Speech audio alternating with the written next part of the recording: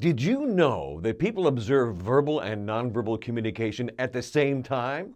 And did you know that written communications, which are the sending of messages, orders, and instructions through letters, documents, reports, office memos, bulletins, and emails, they're not flexible?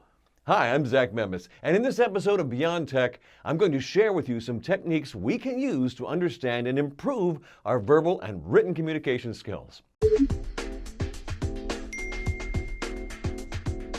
How we communicate in our professional world, socially or at home, is fundamental to how others perceive us.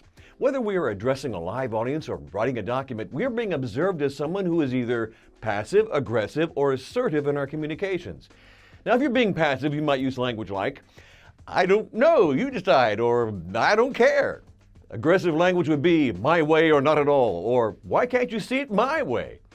Then assertive communication would sound like, "So what you're saying is, let me understand your thoughts on this," or "I see this is important to you." Are you passive, aggressive, or assertive when you are communicating?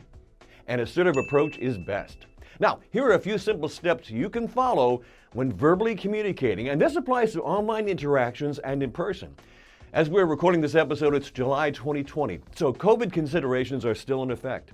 Social distancing means that 6 feet between you and others is encouraged, and even though we practice these safe policies, we can still interact with each other.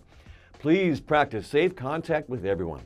All right, number one, always use active listening, as it builds trust and esteem. Remember, if you want someone to listen to you, listen to them first.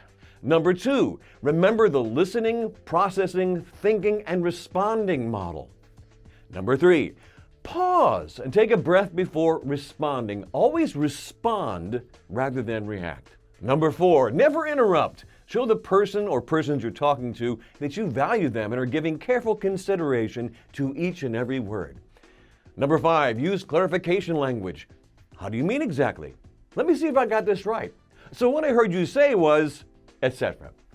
Number six, always be mindful of your body language. Warm, open, inviting gestures only, and no crossed arms or finger pointing. Number seven, take charge of your emotions, and remember the I before E, intellect over emotions principle. Number eight, be encouraging. The person you are speaking with will respond favorably to your reassuring comments. Number nine, use verbal cues such as "oh" or "I understand" and "that's great," etc. Don't overuse these cues, as less is more.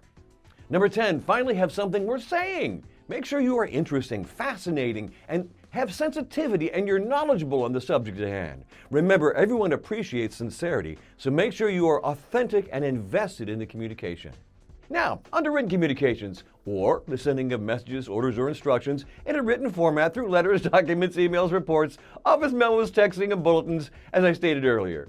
Written communications are not flexible. Once it is written and sent, it can't be changed. So, let's talk about how we can improve our written communication skills. Firstly, we'll cover the 7 C's of communication. Be clear. Identify the purpose of the message. Be concise. Keep it brief with no fillers or distractors. Be concrete. Paint a clear picture with facts. Be correct. Double and triple check for mistakes. Once it is written and sent, you can't take it back. Be coherent. Be logical and connect all the points clearly. Be complete. Include all the info or data your audience will need. Be courteous. Be friendly, open, honest, and sincere.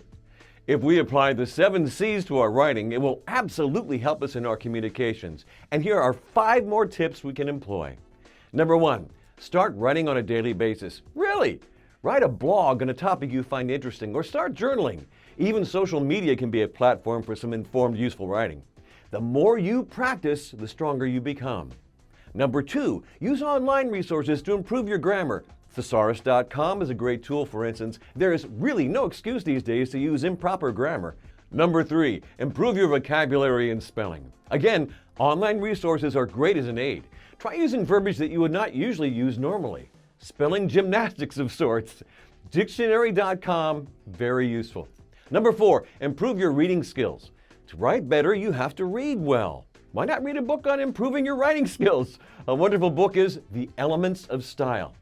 Number 5, and finally, here is a practical tip. Have a friend or colleague proofread and edit your writing. Now, this is not something we can do all the time, but if the opportunity arises, take advantage of the assist. Remember, writing is not flexible.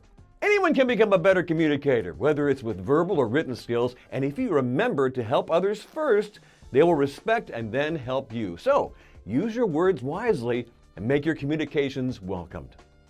If you have any additional tips on verbal and written skills, leave it in the comments below. And don't forget to subscribe for more episodes of Beyond Tech with Joe and I every week. I'm Zach Memis, and thanks for watching and learning.